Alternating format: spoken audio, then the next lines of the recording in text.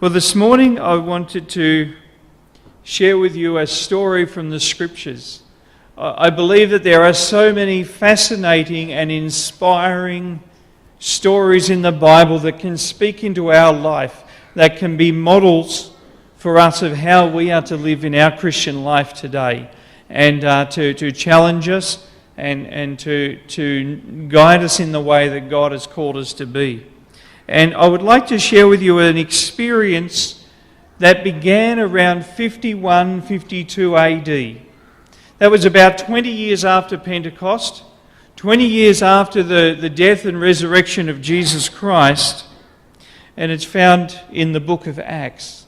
And we're going to study a story about a wonderful couple found in Acts chapter 18, and we're going to read some verses very soon. But I would like to talk today about Priscilla and Aquilla. I'm sure many of you have heard of Priscilla and Aquilla, you know about them. Maybe you've studied into their life, maybe you haven't. But I believe there are some very powerful, practical lessons that we can learn from their lives that I believe will enhance the mission of God's church in these last days. Priscilla and Aquilla were possibly the first missionary couple, certainly the first missionary couple we read about in the New Testament. You see, many of the early missionaries we read about in the New Testament were men. There are a few women that are mentioned, Phoebe and Dorcas and so on. But we don't read a lot about couples. But Priscilla and Aquilla are a couple. And every time we see one of them mentioned, the other one's mentioned. They're always mentioned together. Historians and theologians suggest to us that Priscilla was a Roman woman and that she was of noble heritage. And from the Bible we learn that Aquilla was a Jewish tent maker. So here we have this Roman noble woman, this Jewish tent maker, living and working together in Rome. But there was a bit of a problem. These couple would eventually be a very powerful influence in the early Christian church. But as they were living and working in Rome, there was some tension going on between the Jews and the Romans. And Emperor Claudius Caesar, he wasn't too worried about who was right and who was wrong and all the details. All he wanted was the conflict to end. And so he issued an edict expelling all Jews from Rome. They had to leave. They were expelled. They were no longer welcome. If you're a Jew, you were no longer welcome in Rome. That was how he was solving the conflict, whether they were innocent, whether they were guilty. And so this Jewish tent maker Aquilla was expelled from Rome. And no doubt he was very thankful that his Roman wife Priscilla decided to go with him, because she could have stayed. But together they left and they migrated to the city of Corinth. Sometime after their settlement in Corinth, the Apostle Paul came into Corinth. He was now on his second missionary journey. And from the Scriptures we know that Paul had three main missionary journeys. Paul was now on his second missionary journey. He comes into Corinth and he meets Priscilla and Aquila. Let's pick up the story in the Scriptures. Come with me to Acts chapter 18 and we'll start at verse 1. Acts chapter 18 verse 1. It says, "Then Paul left Athens and went to Corinth. There he became acquainted with a Jew named Aquila, born in Pontus, who had recently arrived from Italy with his wife Priscilla. They had left Italy when Claudius Caesar deported all the Jews from Rome. Paul lived and worked with them, for they were tent makers, just as he was." Now, I don't know about you, but I find it's nice sometimes to have family and friends come to visit, particularly if they're from out of town. A couple of weeks ago, we had some friends come and visit us from Brisbane, people that used to be church members in a church, or they're still church members in a church that I used to pastor, and they came and spent the weekend with us. That was really nice to catch up, and they stayed a few days with us, and then they went back again. And that's a nice thing to do, isn't it? And it's sometimes nice to have family maybe come and stay for a week or two or 3 or a couple of months. I don't know about you. It's nice to have your own space, isn't it, after a while? How long is it nice for you to have a house guest for? 6 months? Well, Paul lived with Priscilla and Aquilla, you ready for it? For 18 months. Now that, for many people they would have outstayed their welcome. And I guess at the end of 18 months, they were either going to be best friends, or they probably weren't going to be in a hurry to see each other again. Thankfully, they became best friends, and they got on very well. In verse 11, it says, "So Paul stayed there for the next 1.5 years, teaching the word of God." And so he lived with Priscilla and Aquilla for that 18-month time period. Certainly a long time to have a house guest. Anyway, in the book Acts of the Apostles, it says that Paul learned that they were God-fearers trying to avoid the contaminating influences of Corinth. So you can imagine that Paul, a Jewish tent maker, came into Corinth and he heard that there was another Jewish tent maker there. So they would have had something in common already to talk about, something that they could work together on. And as Paul journeyed and lived and prayed and studied the Bible with Priscilla and Aquila, he would have been discipling them, mentoring them, and growing them in their faith to become witnesses for Jesus, evangelists for Jesus.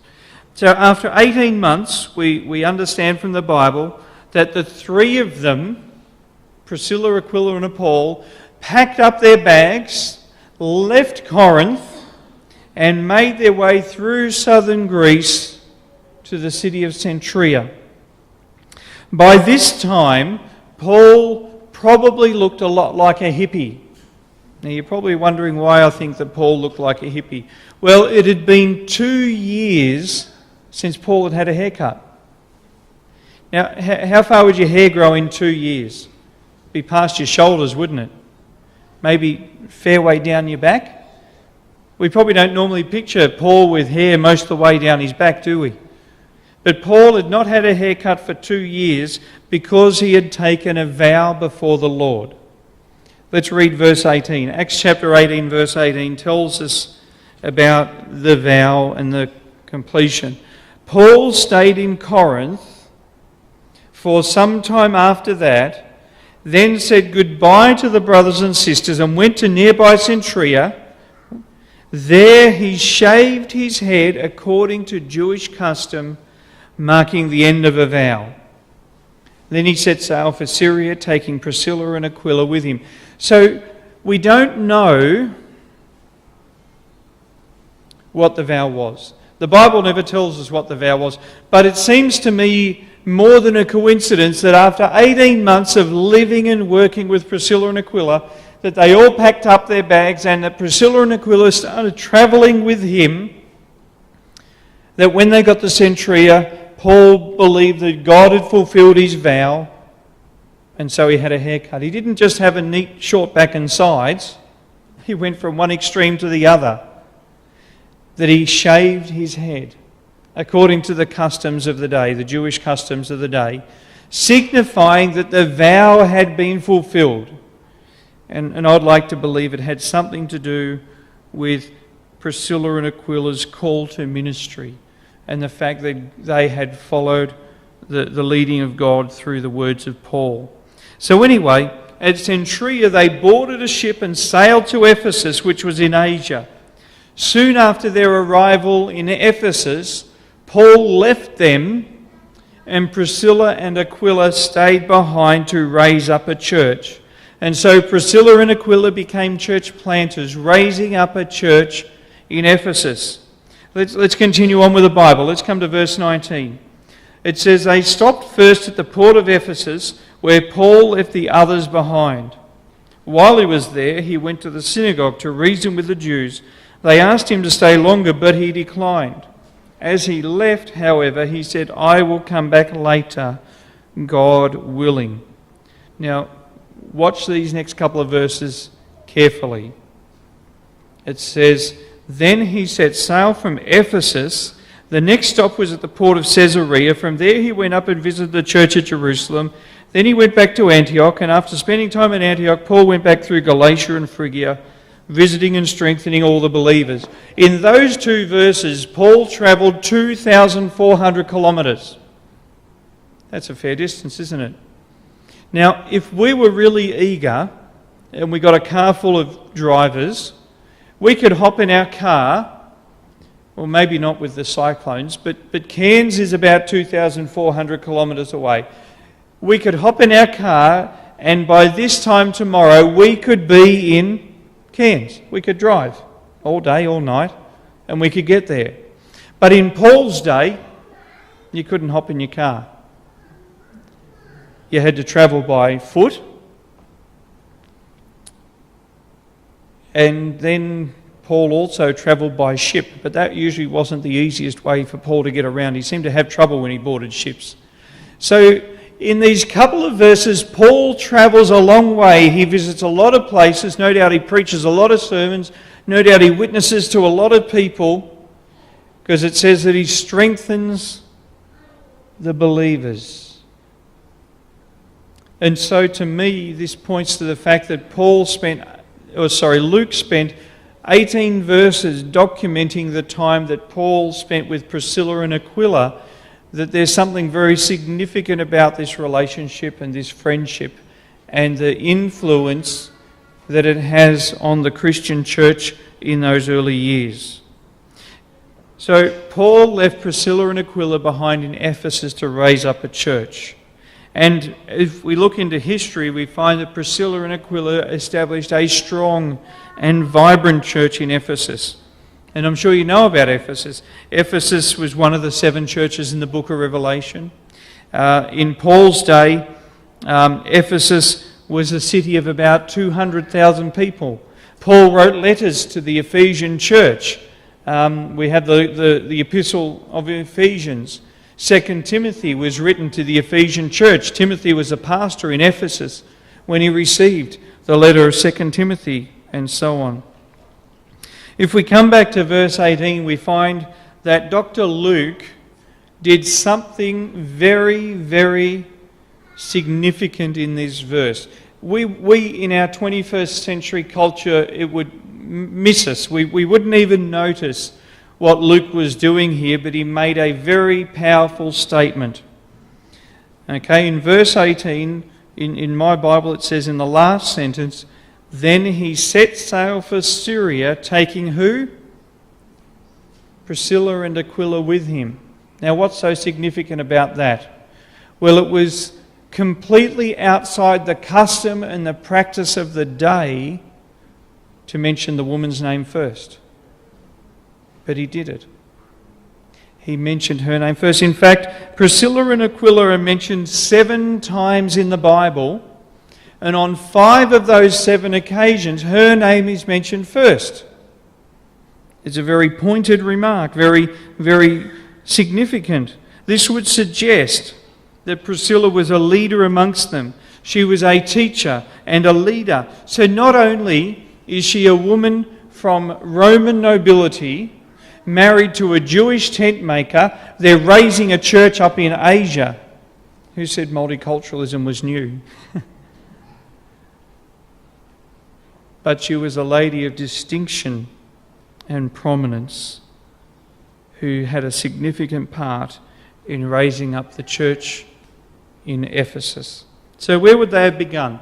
Well, they were tent makers, so no doubt they would have come into Ephesus, they would have needed to find a place to live, they would have set up their business, and as they were going about their business of making tents and taking orders and interacting with the locals, they would have been telling about Jesus. And they would have been sharing about what Jesus meant to them and how he transformed their lives. So here they were in Ephesus, one of the most commercial and heathen cities in all of Asia. Ephesus was home to one of the 7 ancient wonders of the world, depending on whether you call it the Temple of Artemis or the Temple of Diana. It was there. It was a significant temple. It was a place where the temple prostitutes came to worship, and it was a significant part of their fertility beliefs, and there was many. Ephesus was a wicked city. The temple of Diana, it is said, was 3 acres in size. How big would this block of land be? Half an acre, roughly? So that would mean that the temple itself would have been about 6 times the size of this block of land. Not the church, the whole block of land, car parks and everything. And that the columns on the temple, they were 18 metres tall. What do you think it is up there? 5 metres? 6 metres at the very top? So the columns of the temple were 3 times the size of the top of the ceiling. And that roof covered 6 times the size of this block of land. It was the hub of their society. It was the most significant thing in their city. It is claimed that it took 120 years to build the temple. That would have meant if the temple was finished in 2015, it would have been, construction would have commenced in 1895. Now that's a serious building project, isn't it? That would be the kind of project that you would start working on, your children would work on, your grandchildren would work on, maybe your great-grandchildren would get to work on it as well. How many working lives? And in this wicked, heathen city, God desperately needed a church, a group of people who were faithful to the principles of the kingdom of God. And so God called upon Priscilla and Aquilla, this faithful couple, these labourers, these tent makers, to raise up the church of God in this city. They were not in full-time ministry. They ran their own business. They earned their living. Now, Priscilla and Aquila needed help in establishing this church. No doubt they were praying for God to send some people to help raise the church. You know, God has a sense of humour, doesn't He? Sometimes our prayers are not always answered the way we think God should answer them. Has anyone experienced that? God sent a man named Apollos. Apollos was a stranger to them. The problem was that Apollos didn't know the truth. He only knew part of the truth. And so they had a choice to make. This man who came and preached to them knew part of the truth. Would they shake the dust off their feet and turn their backs on him? As Apollos, a very eloquent speaker, came and spoke in the synagogue but didn't preach the truth, would they get up in the middle of his sermon and correct him? Well, that's probably not a good way to make a friend. How did they handle it? It was interesting. Apollos was preaching as a disciple of John the Baptist. It had now been 20 years since Jesus' death and resurrection, longer since his baptism. But yet somehow Apollos had lived in this bubble where he had not heard about Pentecost, where he had not heard about the death and resurrection of Jesus. And so despite the fact that he preached with passion, he preached in error. And I like the fact that Priscilla and Aquila saw potential in him. And so they witnessed to him. Come with me in Acts chapter 18 to verse 24. It says, "Meanwhile, a Jew named Apollos, an eloquent speaker, who knew the Scriptures well, had arrived in Ephesus from Alexandria in Egypt. He had been taught the way of the Lord, and he taught others about Jesus with an enthusiastic spirit and with accuracy. However, he only knew about John's baptism. When Priscilla and Aquila heard him preaching boldly in the synagogue, they took him aside and explained the way of God even more accurately."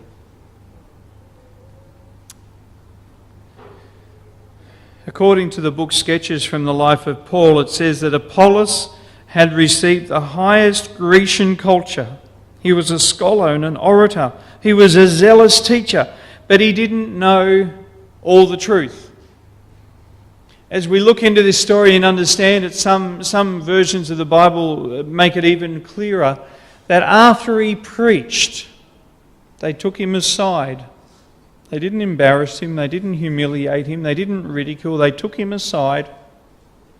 I'd like to think in the basis of Middle Eastern hospitality that they invited him to their home and they had shared a meal together, and over a meal they unpacked the Bible. They told the story about Jesus and his death and his resurrection and his ascension, and they told him the story about Pentecost, and he was converted. He accepted the truth. And I think it's a wonderful way to share Jesus, isn't it? Over a meal, in the context of hospitality, to do it in the context of developing a friendship. You know, it's interesting that Apollos was far more educated than they were. In his day, he would have been the equivalent of a PhD graduate. And here were these labourers, these tent makers, these factory workers who were willing to share Jesus with this learned man. And Apollos was humble enough to accept the truth. And again in the book Sketches from the Life of Paul, it says that he received the truth with grateful surprise and joy. Upon learning and hearing the truth about Jesus, he began to preach and teach it. What a ministry that Priscilla and Aquilla had, leading people to a greater understanding of Jesus Christ. Apollos absorbed all of the truth that they taught him, and he became a powerful preacher, not of half the truth, but all of the message, the whole message. If we read in 1 Corinthians chapter 1, and we won't go there for now, but in verse 12 we find that the Corinthian church placed Apollos on the similar level as Peter and Paul as a preacher. And you think about it for a moment. How different would the early church have been if Apollos didn't know the truth? Think about the impact of Apollos' work. What if Priscilla and Aquilla had just shaken the dust off their feet and turned their back on him and walked away? What if Priscilla and Aquilla had felt so overwhelmed by this learned man that they were too timid to share their faith with him and their understanding of Jesus Christ? These humble servants of God. They're not great evangelists. They weren't always up on the podium. They were just humbly going about their life and their work and sharing Jesus with the people that they came in contact with. Yet they were able to set a great preacher on the right track. And it makes me think about one of the great lessons from the life of Priscilla and Aquila. And that was their ability to multiply their influence by growing and developing other people. And they were recipients. Paul spent time with them. Remember, he lived in their house for 18 months. He taught the Bible to them. He studied the Bible. They prayed together. And then he released them and said, go and plant a church. And then as they were planting a church, they came across Apollos.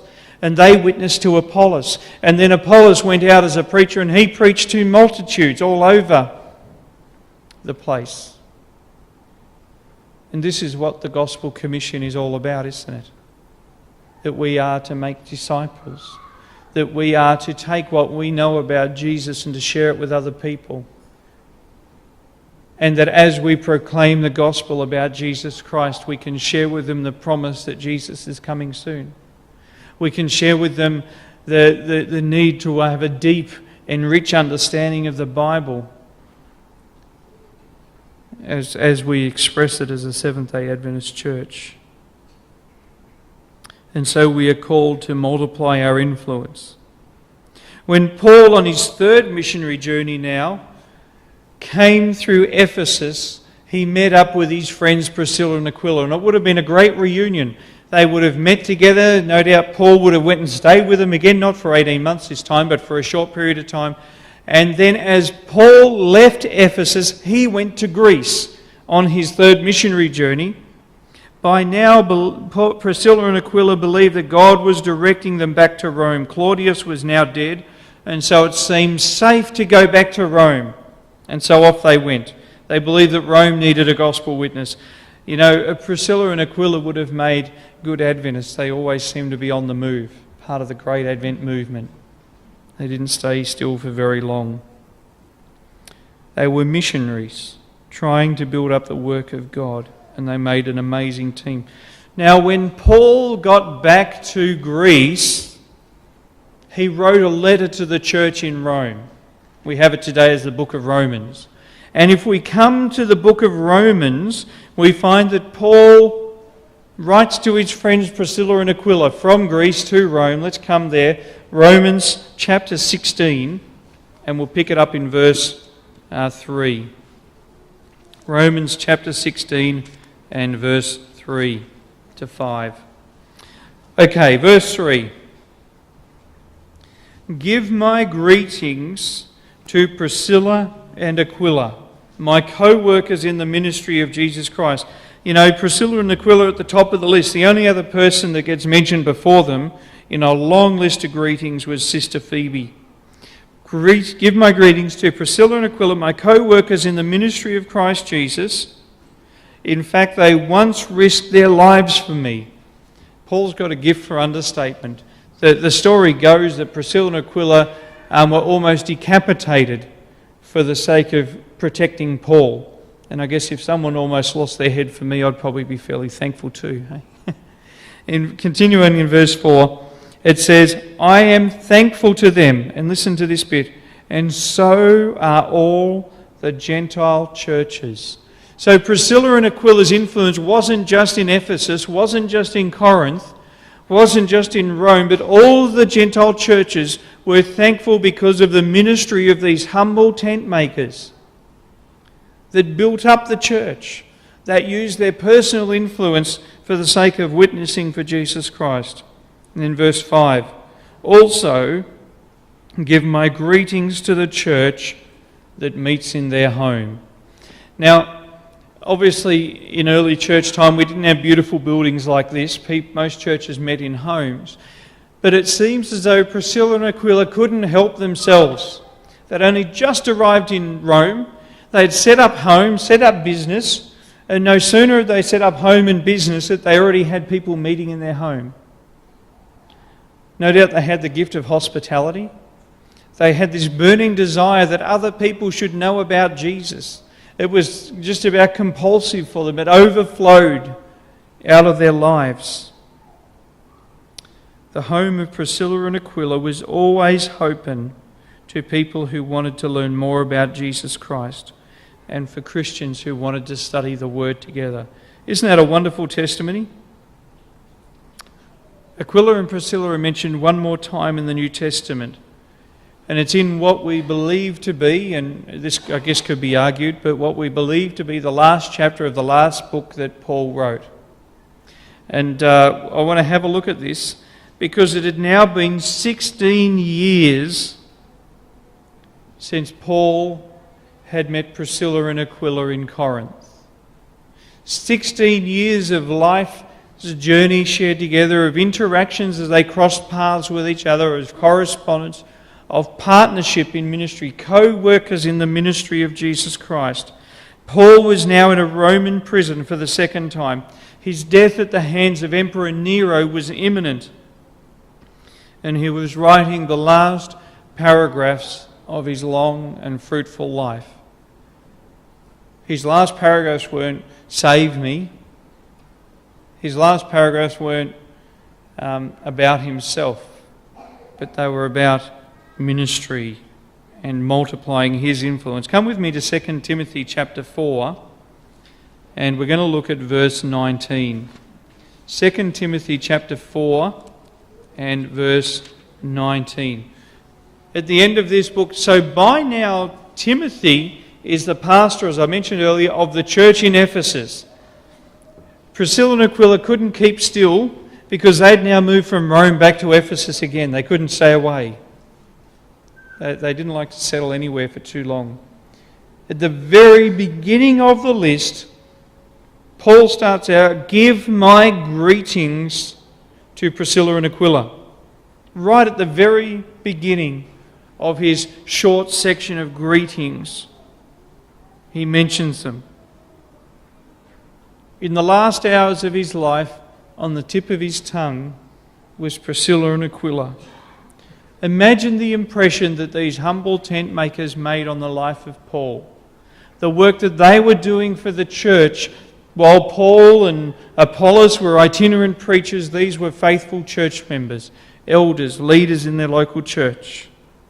And it got me to thinking about our lives and the circle of influence we all have. You know, God has set us up each to have a unique group of family, friends, work associates, and social circle that no other person in this world has. And it got me to thinking, I wonder what our legacy is. What is it that people see in us? Do people see Jesus in us? Do people see someone grumpy and critical and judgmental? Or do they see the love of Jesus overflowing? I heard this line the other day that I thought was very good. Were they baptised in love or were they baptised in vinegar? What has been the impact of Jesus on their life? How have they been transformed? You know, we all have a testimony of how God has led in our lives. Some of you might have read my testimony in the record in June last year about how God has led. How, as a teenager, I was living in a single-parent agnostic home in Melbourne. Knew nothing about God. I think I'd been in a church 2 or 3 times in my life. And how He led through my uncle who'd been faithfully praying. You know, my uncle prayed for me for 11 years every day. For 10 and a half of those years, he didn't see me once. He came to my dad's remarriage on the day after my 5th birthday, and he saw my context, he saw my environment, and he decided that he would start praying for me. 10 and a half years he prayed, and he didn't see me in all of that time. But then after 10 and a half years, I moved from Melbourne back to my hometown of Launceston, where he was an elder in the church on my dad's side. Recently, my mum had become a Seventh-day Adventist, and through her I got to meet my uncle. And through a whole series of events that I won't go into now, it came to be that 11 years after my uncle started praying for me, he got to study the Bible with me and lead me to Jesus and lead me to baptism. What an amazing testimony of faithful prayer and the way that God leads in our lives. If you ever visit Launceston Church, he'll be the man at the door greeting you to this very day. But God has taken me on a journey from Launceston to Avondale, from Avondale to Western Australia, from Western Australia to Queensland, from Queensland to Sydney. And God is blessed, and I can see His hand moving in my life. And it's a privilege to share about how God has led in my life. And I'm sure you each have a story to tell about how God has led in your life, because God has called us each to be a light for Him in places of darkness, in places where God's name is only known as a curse word. We don't have to constantly be on the move to achieve this. We can live our lives, all our lives in the one house and still be a witness for Jesus Christ.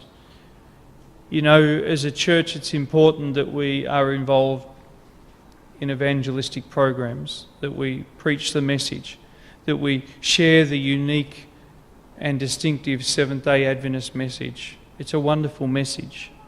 It's been a blessing to my life. The promise of Jesus' soon return. The confidence that when we die, we rest in sleep, awaiting the resurrection. And so many wonderful truths that I've come to know and love.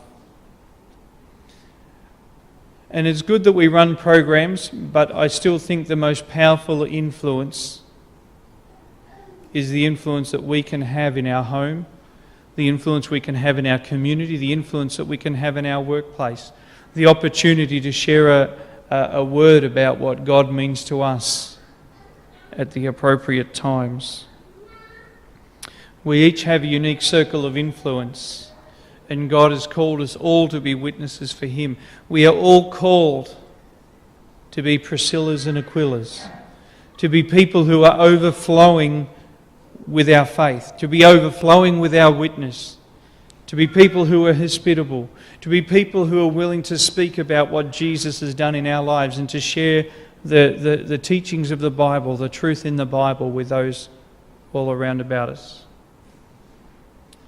My prayer is that Penrith Church will continue to grow from strength to strength, that it will be a place of light and hope in this community, that it will be a place where young people can grow up and learn about Jesus and His love, and to learn about the wonderful promises of Jesus soon coming, that it might be a place that is nurturing